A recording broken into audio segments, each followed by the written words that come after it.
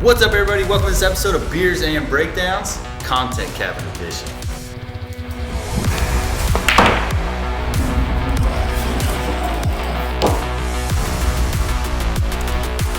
Hey, welcome to this episode of Beers and Breakdowns, boys. As we said, we're in the content cabin.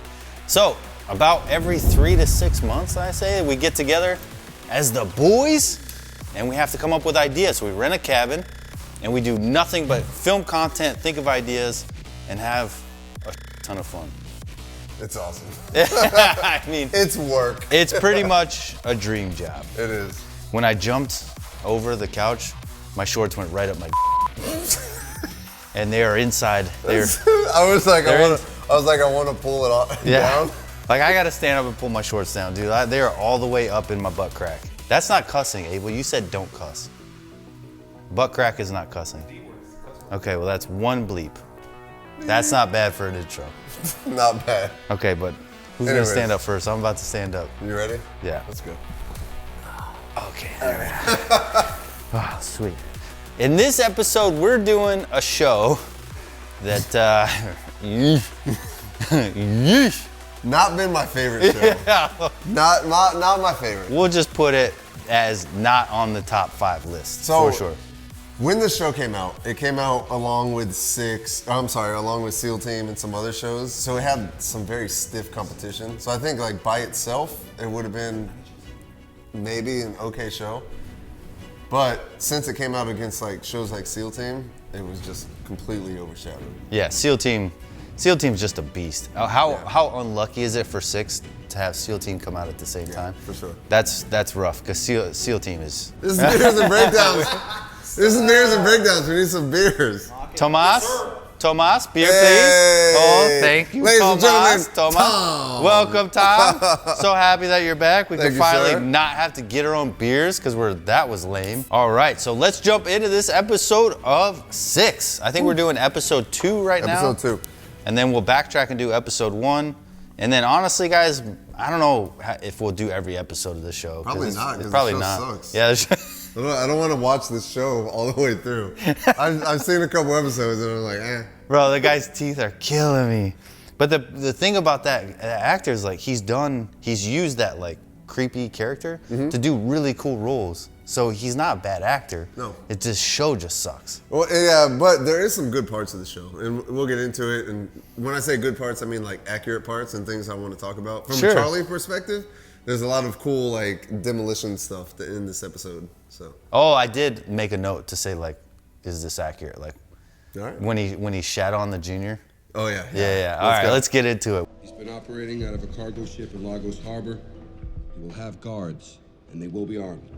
All right, ISR shows a periodic stationary sentry here, and a regular roving patrol here, so we boarded the portside stern, hook and climb 2 ladders, own a footprint, secure the deck. Point man. Fish bait. Yeah, I just wanted to, they kind of gloss over it. They mention ISR, right? And it's something you hear a lot, but I don't know if a lot of people know what it means. ISR is intelligence, surveillance, reconnaissance, right?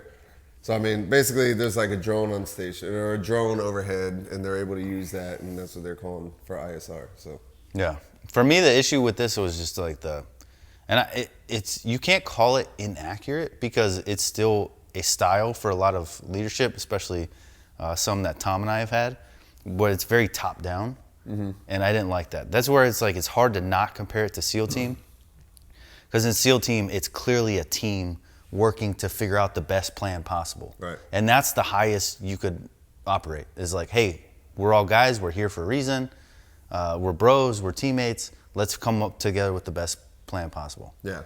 And here it's like, this is what you guys are gonna do, this is where you're gonna go, this is where you're gonna go, and there's like no team dynamic. It's like you're completely overlooking the experts that you have there. Right. And like, what do you think we should do? It's like, no, this is what you're going to do. This is where you're gonna go, this is what you're gonna do, we're gonna do 2 ladders, we're gonna be, like, how do you have I'm not a SEAL, I don't know how the infills go with the boats, we're not trained on that, but I imagine that there's multiple options to infill a boat. There's multiple locations that you can go, there's better ideas, so I don't like this whole top-down briefing. Well, it's kind of like, that's what we always hear. Like, again, you know, we're Green Berets, we're not SEALs. So Green Berets, like, we always do our own planning and our own missions and everything.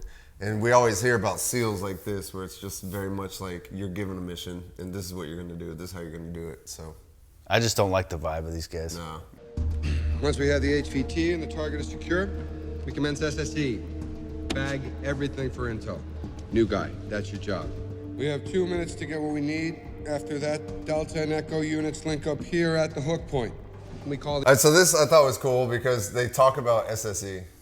Yeah, but it's so like, Yeah. it's lame, dude. It's like, New hey, guy, that's your job. that's your job. It's Bag like, everything. You're clearly like a douche of a leader. Like this guy's a bad leader.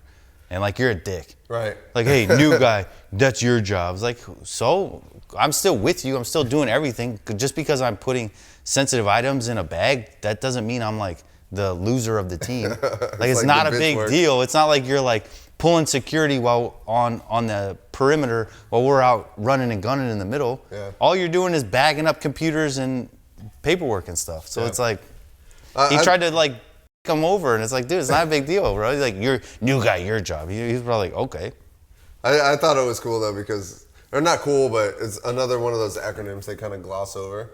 It's like SSE, sensitive site exploitation. So it's like, what are you gonna grab from the target that's gonna be, or from the area that they hit that's gonna be worth something? Yeah, it could be impactful for intelligence-wise. future missions, for future planning, You're for gonna look follow-on missions, all that stuff. computers, like laptops, cell phones, Paperwork. any kind of paperwork, any kind of like intelligence or whatever. So But you can't just take everything, obviously. Right. You got to carry that stuff. Exactly. So you have to understand somewhat of what you're looking for, what it is, the purpose of it. how you're gonna prioritize what Yeah. you're taking. Another issue that I had with the scene, or an issue I had with the scene was kind of weird, was the pallet setup they had for their mission planning.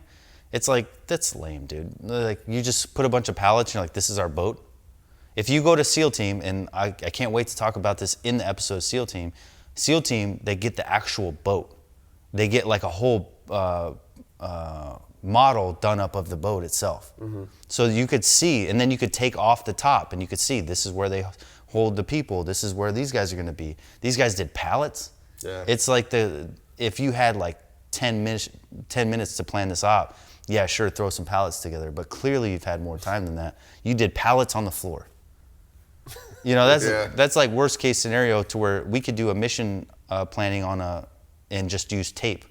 Yeah, It's where it's yeah. like, hey, you're taping off this section, this is where you're gonna go, this is the room. It's just like the lowest hanging fruit for mission planning. Yeah. A bunch of pallets stacked. Put a little effort. Yeah, come on, man. And then SEAL Team, you come in, they have the full exact These guys- model replica of that boat, Right. and you could take it off and see which rooms are where and how you're gonna Tier get 1 there. operatives with unlimited resources, Yeah. and you have pallets. Yeah, pallets on the floor. Like, come on, man, do better.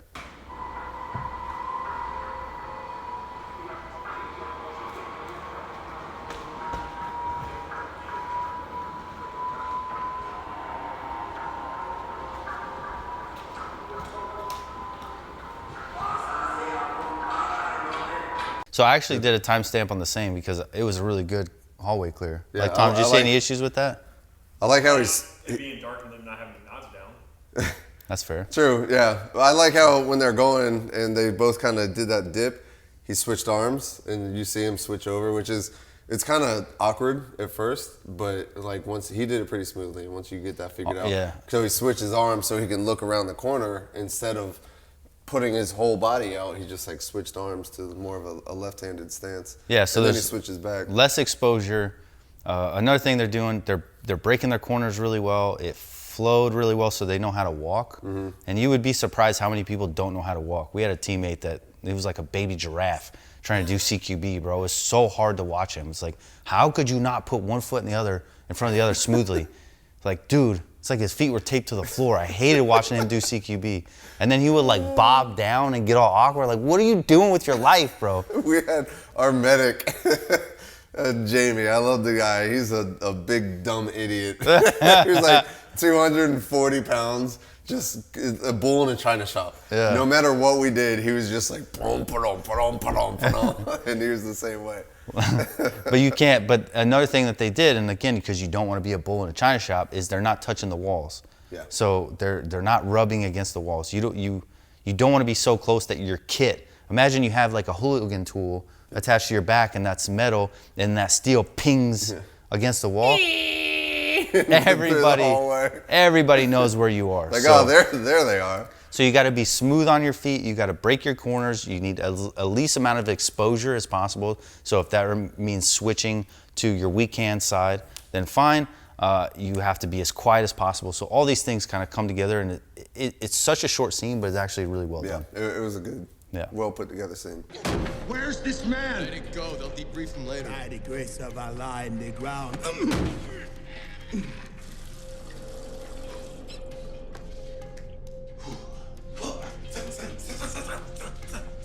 Wesley Snipes over here. Where is he? Where is he? I don't know. Bullshit, you know. Let's go. Where? I hate that scene.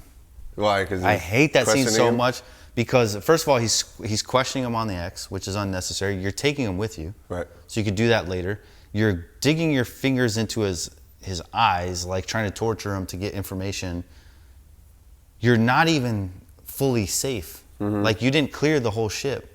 So you're in a really bad spot, and now this guy's screaming because you're doing blow in the bathroom right now. Yeah, like because you're shoving your fingers into his eyes. You're giving away all your stealth.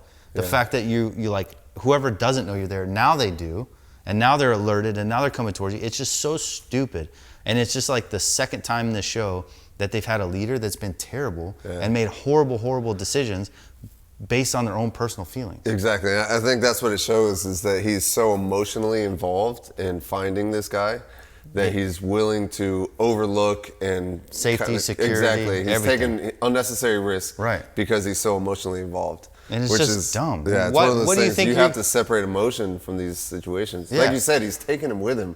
What's the point in questioning him right now? Right. He's coming with you. So you have that information, so you can go action on that intel. Like you're gonna get it, and then it's gonna be a mission that gets briefed and planned. If he tells you now versus if he tells you in 10 minutes, it's not gonna change the outcome. He's gonna jump in a Toyota Hilux, and he's gonna drive down there and go pick him up himself. Like, where is he? It's gonna be Kandahar too.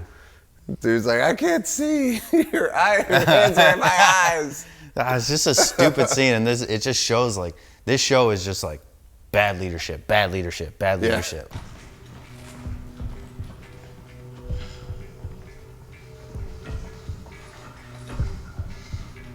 Going explosive. In here?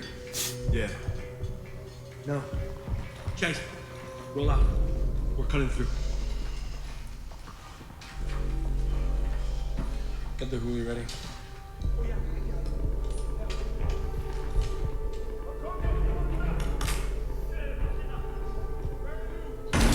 Yeesh. Was that a Broco torch? Yeah, all right. So there's a couple things in this scene that I want to talk about. Can you just wear gator sunglasses to use the torch? Or is that good enough to be like, That's what you got. If you get sponsored, your eyesight comes second. It's not ideal. So what's funny about this scene is the new guy comes up. He's like Breacher and pulls the new guy up. And the new guy is like, he looks at it. He's like, we're going explosive.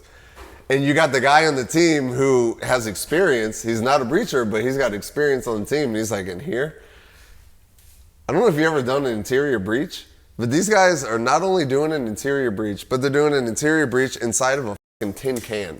Yeah, the echo. That's going to hurt. That concussion. That's going to screw everybody over. So when the guy's like in here, it's like, it's very legit. Like, I've done interior breaches before, and they suck. They hurt. I shot an AT4 off inside a small confined space, and it was the worst experience I've had. It's not cool, right? And that's why Jerry was like, That was your own fault. that was Jerry's fault. And Jerry was like, shoot another one. I was like, no. Here you go. And then I handed it to him, and he's like, all right, fine. And then he comes out covered in dust, and I was like, told you it sucks. He's like, Buck, where are you? And I was like, exactly, dude. That shit hurts. That concussion hurts. It'll take all the breath out of your body. Like in the movies when they do these scenes where things explode, and it's just like, and that is legit. Like it actually happens. So you would agree then that you would have overrode that decision to do yeah, that would have been a worst case scenario. If we're going to do explosive breach, because you have to go so far away, because everything's going to be amplified. Yeah. So your team has to get like around the corner, down the hall, like into a separate room. MSD.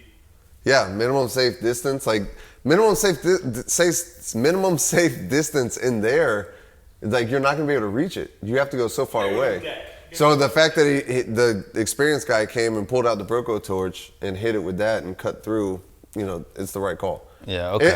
It was cool that it showed like you got a guy that's young, inexperienced, and you got somebody else who has experience. Like, no, that's not how we're gonna do it. Like, calm down. Yeah, because then another issue I had with that is like, what explosive are you going to use on a metal door? That thing was like reinforced metal that's clearly, I would imagine a boat is like intended to withstand a lot. It's probably like a watertight door. A watertight door that. Yeah. Do you think that would just chop through that metal though?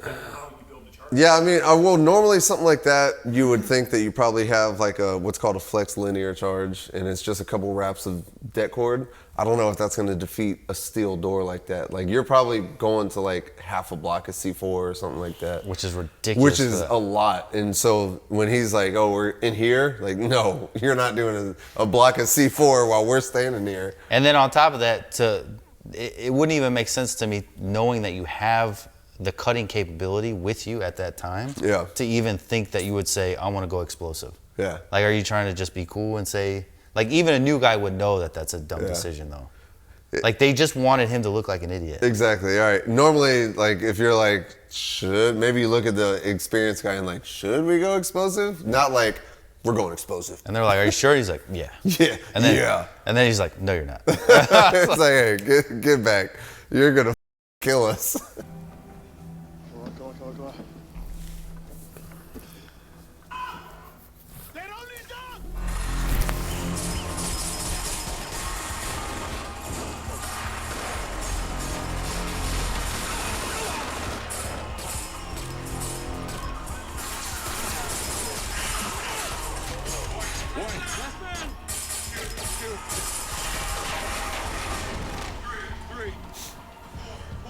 That was just a dumbass exfil. Didn't you say in the initial brief that you had ISR? So didn't you have a drone overhead that could have said, hey, we got 15 guys out here with rifles waiting for you guys to exfil.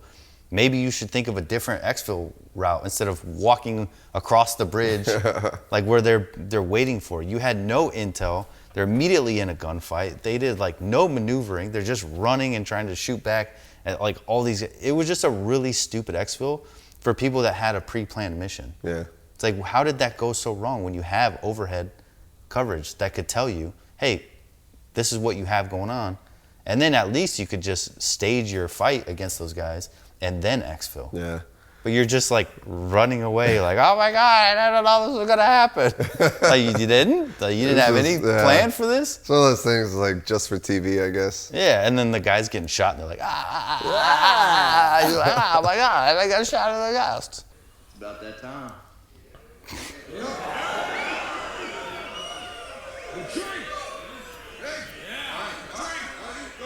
Go!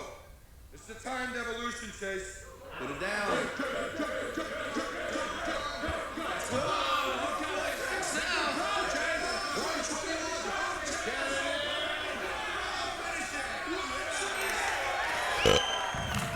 Yeah, real tough buy-in, bro. Like, we're initiating you onto our team, and all you got to do is wear a wolf mask and drink a beer. Like, bro, that's my Saturday night.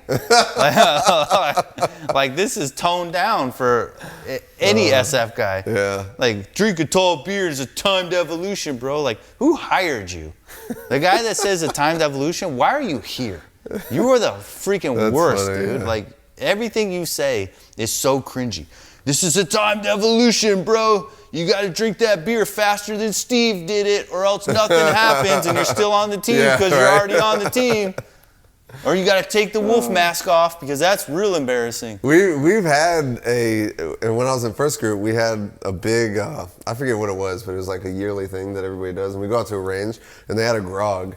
And so everybody's like putting random into the thing. Like there's cigarette butts and all kind of crazy shit. And like you have to drink it. And so this is very mundane. Yeah, it's a beer. You're Like, drinking a beer. Here's a beer for you. Yeah. Drink it, buddy. You got to drink it fast. You drink this beer, you're on the team. It's like, no. Yeah, if you're I know what they're trying to do, but it's still just like failed. It doesn't show like there's a lot of things that you have to Bro, do to okay. earn your spot on the team. This is kind of like very mundane. 37-15, and we'll end it on that one because this is the scene of all scenes for Navy SEALs on a show. I can't believe they put this in here. Yes, you can. Yes. And this, the weapon you will use to defend them. Keep it oiled and ready at all times. On your knees. Take a knee. On your knees. You keep this on you at all times. All time. I'm deadly serious. Finally, Navy SEALs being honest. It's just a fucking dildo. In your team room, in order to get on the team, you have to carry a 10-inch. You get knighted by that, and then slapped in the face by your fellow teammates, and everyone's yelling at all times. You're gonna have your on you. Holy bro! Like, don't ask, don't tell was out for SEALs long before that law went in, dude. These guys, my God. like, this is the first time I was like, I can't believe you put this in. And all our SEAL buddies out there who've got a lot of SEAL homies, like, you can't give us fault for making fun of you on this one. Like, my guy, He's like slapping. he's like slapping him in the mouth, and he's like, I can't wait to carry my I can't wait to be in random places. And you're like, where's your I'm like, it's right here. It's on me the whole time. They're on the objective. Hey, you got your Where's your new guy? And he's like, it's right here. all right, guys, hope you enjoyed the episode of Beers and Breakdowns. On a serious note, we also make really cool equipment. So you should go check that out at the FNGacademy.com. And we promise you, none of them are All right, guys. Hope you enjoyed that episode. We'll catch you on the next one. Peace. Back to content cabin, baby. Beer pong time.